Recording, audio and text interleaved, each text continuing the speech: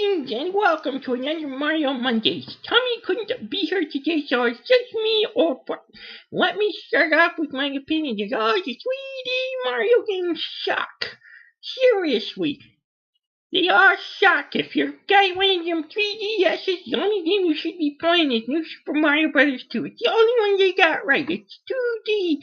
That and the virtual consoles are the only thing worth playing on modern day consoles. Old Far, what are you doing? You're not going off about how crappy newer games are again, are ya? I hope not. But it's true. Anything 3D sucks. And even New Super Mario Bros. 2 is better than all the 3D Mario games. What are you talking about? Super Mario Galaxy is one of the best games I've ever played. Super Mario 64 is an instant classic. Super Mario 3D Land is a must-have for the 3DS. Super Mario Galaxy 2, which I have played, is a little rough around the edges, but still a great game. And I haven't played Super Mario 3D World yet, but from everything I've heard, it's one of the best Mario games out there. All those games are better than New Super Mario Bros. 2 by a mile. I think you forgot one, Sonny. No, I didn't. I got all the 3D Mario games from my recollection. Really? 'Cause I think you forgot one, and you got it with that purple lunchbox you used to play Game Boy games in as a paperweight. No! Wait, you're not talking about that one. No! Sorry, I'm Sonny, and you're going to be playing it today. That's the worst Mario game I've ever played. Alright, fine, I'll review this crappy game. Yeah, I guess, if I have to. Now, there's going to be a lot of people out here who will defend this game as being good. And there are parts of it that are really genius and really good. However, this is one of the cases where a little bit of good is overridden by a whole lot of crap. Anyways, if you wondered how I got this crappy game, well, flash back to about 11 years ago, and I'm saving up for my Nintendo GameCube because there's a new Zelda game coming out that I want to play. Now, I'm looking on Amazon. They got two cool combo bundles I'm not sure about. Metroid Prime and this. This one's just a little cheaper than Metroid Prime, and I wasn't sure about how good Metroid Prime would be, because Metroid's a mixed bag. Sometimes you get a really great Metroid game, and sometimes you get absolute crap. So I chose this thinking Mario would be a safer choice. Oh god, was I wrong. Fortunately, Zelda Wind Waker came out, plus the pre-order bonus of Zelda Ocarina of Time, and it saved my GameCube from going into the trash.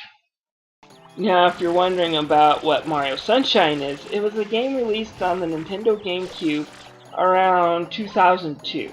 Now, if you aren't familiar with the GameCube's history, it was the first Nintendo game console to release out a Mario game. We got Super Smash Bros. Melee and Luigi's Mansion instead. Although Melee sold incredibly well, people were disappointed in Luigi's Mansion, so we were anxious when the new Mario game came out. And I think Nintendo knew they needed a hit to keep the GameCube afloat, and there's just parts of this game that just seem rushed because of this. Fortunately, Nintendo did get a huge hit in 2002 that helped keep the GameCube afloat. That hit was called Metroid Prime. I believe you kiddies gonna get a burn! Now onto the story section of the game. Unlike other Mario games though, where it's just Bowser kidnaps the princess, the story in this game is a little bit more complicated. There's actual cutscenes in this game telling a story. Story's still simple. Mario, yes, Peach will get kidnapped, but there are cutscenes with full vocals. Kind of odd for a Mario game. And this is actually more of a minus, because the story does actually bog down the game in some significant measure. And no, it's not the voice actor. I give Jen Taylor a lot of crap, but the one scene where she actually gets to act off another person, she does rather well. But why would you pretend to be Mario? Anyways, I'm getting way ahead of myself here. Basically, Mario's on vacation to some place called Isle Delfino. He lands, finds the place is a mess. The locals all blame him. He's thrown in jail, and the judge orders him to clean up the island if he ever wants to leave it. In order to do this, he has to find something called shine sprites, which are kind of like the power stars from Mario 64, and get rid of all this paint that's just glittering the isle. It's okay, I guess, but they really didn't need as much narrative as they gave this game. There is one non-narrative aspect to the story that I really like. As you can see here, this island is pretty dark and it's at the beginning of the game. There's only a little bit of light on the windows. The more shines you collect, the more Delfino Plaza gets draped in sunlight.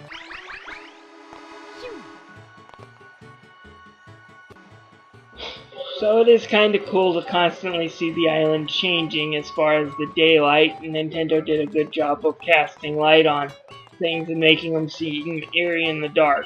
And if this game was anything like Mario 64, this would have been a really cool little non-narrative story element. Unfortunately, it's not like Mario 64, so all the shines you collect really don't matter. But I'll explain that little game hiccup later. On to the graphics. The graphics in this game are pretty good.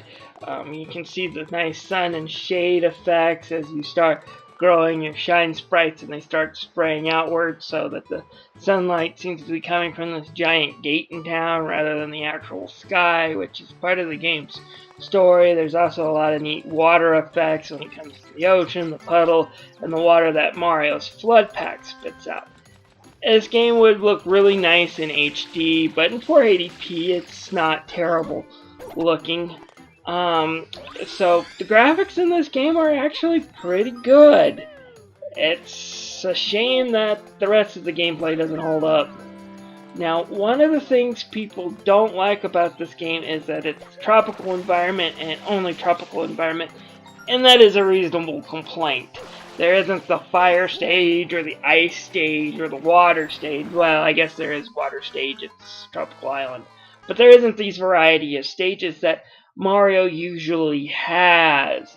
And that is kind of a shame, but one of the things they did is that this island Mario is exploring is this one huge world. So you can see other stages you've tromped around from the stage you're in just by looking out over the water. It's a nice little effect that helps tie in everything together. I already got into the voice acting before in the story mode. It's okay for the cutscenes. That's all you need to know. As far as the music goes, it's okay. It's a little repetitive. You kind of get tired of these island themes that you're constantly hearing, like this one from the main world.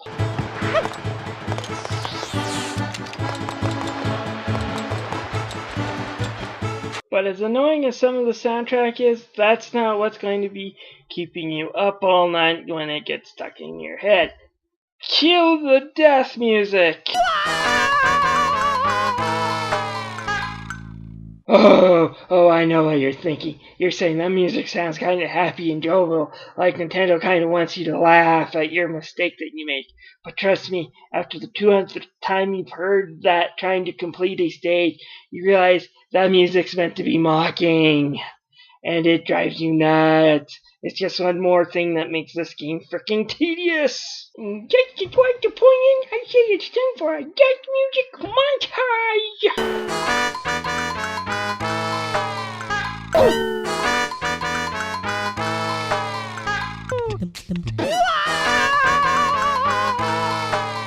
It's the ones where he screams when he dies that are always good at driving you nuts. There is one thing I like about the sound, and that's the sound Toadwork just makes there whenever you spray them. I think I found a new sound effect for Old Fart. Hey, Old Fart, what do you think about the new Xbox One or PS4? While I might not like this game, I finally got a sound effect to shut the old geezer up. Always a good thing. Remember a quote from Teddy Roosevelt, "Kiddies, speak softly and carry a broken walking stick. Poke him till you just beat someone over the head with it." Oh, don't worry, folks. The blow to the head is not nearly as bad as the gameplay in this. Let me start off with some of the good, because there is plenty of it.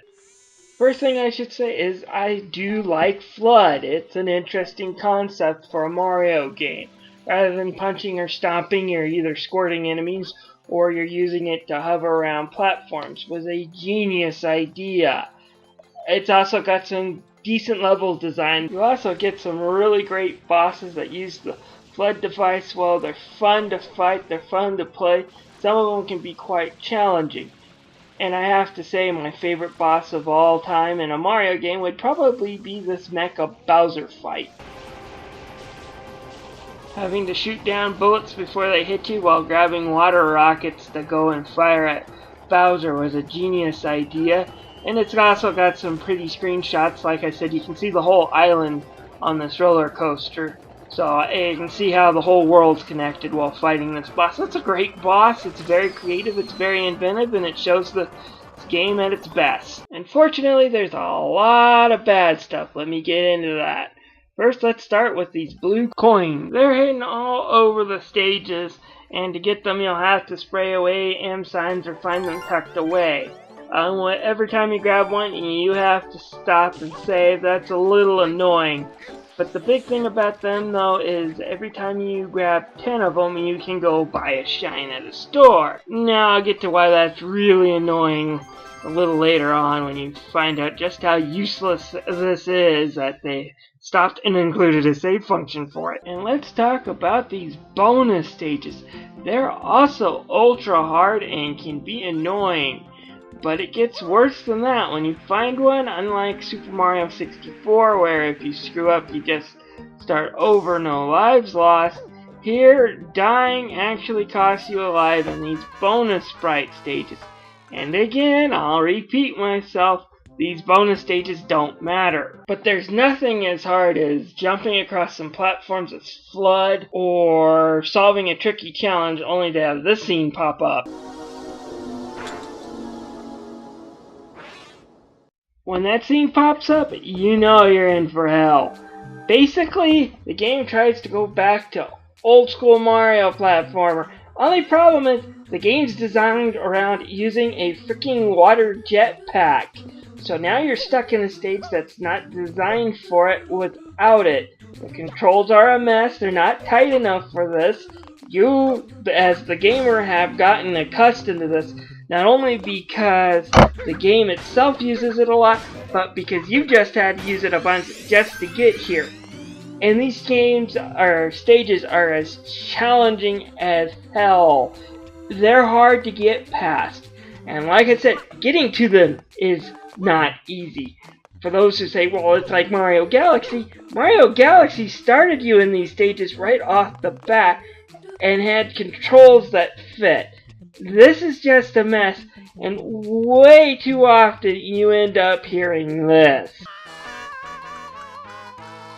Over and over and over again. After about the 100th time listening to that game over sound, you really want to start wishing Mario would go. No, Sonny, back in my day, parents used to threaten to wash their kids' mouths out with soap for just thinking about using the word you're trying to use. Old farts right on this one, I suppose.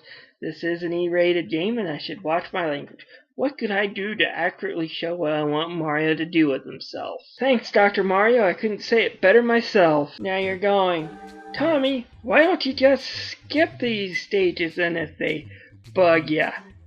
I mean, think about it. This game's supposed to be like Super Mario 64, isn't it? And in that game, you got to pick pretty much whatever star you wanted, with the exception of 4 or 5 stages.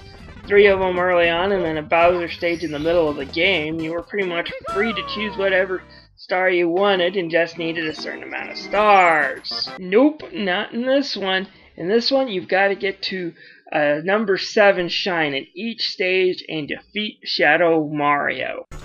Now, beating Shadow Mario is actually a piece of cake. You just chase after him and squirt him with blood until he calls Uncle and spits out the shine. That's not the problem. The problem is getting to him. You see this stage right here? In order to get into the special little platforming stage that I hate so much, I have to take a Yoshi to that little merry-go-round and hit the right place. Yoshi won't appear in that area until I get to that very shine. So I won't be able to skip that shine. Those red coin stages will only appear once you get to a shine that says red coin. So you're stuck doing them in an order. And if you get stuck on one of these little nightmare stages or a stage like this, which is stage number 6 in the Rico Harbor area. Now, like I said, these red coins won't appear until I'm on shine number 6. And the idea here is I have to ride these squids around the bay. The only problem is one hit from anything. If I crash into anything, I die. So, yeah, count me as frustrated. By the way, I forget to hit the switch in this footage. But as you can see, one hit's all it takes to conk Mario. I got stuck on this stage. I lost 30 lives trying before I said screw it. So if you get stuck on a stage like this, you're screwed. There's no way around doing a stage you don't like. This is the opposite of Super Mario 64 or Super Mario World or Super Mario Bros. 3, which I considered some of the best games. Let me go over what I think a good challenge in a Mario Brothers game is like. A good challenge does not beat the crap out of me for rescuing the princess. In fact, rescuing the princess is only semi-hard to really easy. However, if I want to complete everything, I better be prepared for a nightmare of a challenge. For example, Super Mario Bros. 3 gave me a warp whistle so I can skip through Worlds 6 and 7, which are really hard. But if I choose to go through them, I get the Hammer Brothers suit, which is the most awesome power-up in the game. Super Mario World, Tubular, which is the hardest stage, is way out in left field. I have to be looking for it in order to find it. And the stage is hard as hell. But beating it and the rest of the special worlds gets me Koopas that wear Mario masks in a different color for the world map as my reward. Super Mario 64 lets me see Yoshi and wing around the Peach's castle if I collect all the stars. But I don't have to collect all the stars to reach Bowser. I only have to collect a little more than half. That is a good challenge for a Mario Brothers game. Mario Sunshine, on the other hand, likes to stick you with a tubular-like stage every other freaking level and force you to go through it if you want to proceed. Now, this gets tedious fast, it sucks the joy out fast, and I hate to say it, but this game's just awful. It sucks. There is no fun, there is no joy in it that a Mario game should have. It just gets sucked out by these over-the-top, hard, and frustrating stages that don't need to be there. This is the one game I don't want to see an HD port of. Give me Metroid Prime. Give me Metroid Prime 2 Echoes even before I see Mario Sunshine. It's just that awful. And in case you haven't figured it out, going through any special stage, finding any special shine, buying any shines with those blue coins doesn't matter either. So Nintendo just sucked out the fun of finding a secret area and its reward. The only time this game is rewarding is if you're going after all of them, which by the time you collect all the stuff you need to rescue the princess, you don't want to play this anymore. In fact, you're ready to use this thing as a shot put. The game is just that bad. Please don't buy this. Nintendo, please don't HD port it. Don't put it on a virtual console game. Please forget this game even exists. It's that bad. And I'm going to reap even more hate on this game. I want to accuse it of being out before it was ready for prime time. Now in this area that you see here, I'm supposed to use FLUDD to steer the ship. However, rather than turning or moving in the opposite direction I shoot FLUDD, the boat just acts wildly. It's just not fun, and of course, with a lot of the stages, they make it unnecessary hard because one hit will sink your boat. I give Super Mario Sunshine a 2 out of 5. This game is a Super Mario disappointment. It should have been called Mario 02. It's that bad. I haven't played it in over a decade, and I remembered it being a bad game. After playing it again, it was worse than I remembered. That bad. Mario Advance is now in the clear. It's no longer the worst Mario game I own. Anyways, thank you for watching. If you like this video, please click like. If you want to, please subscribe to my channel. I will be producing other videos. I want to give Mario a rest for a few weeks. Tales of Exilia is out tomorrow, plus Assassin's Creed Black Flag. I bought recently. So I want to go through these two games and enjoy them. So I'm going to lay off Mario for a while. Well, I got him to admit that Mario 3D games are crap. I win. Blah, blah, blah, blah.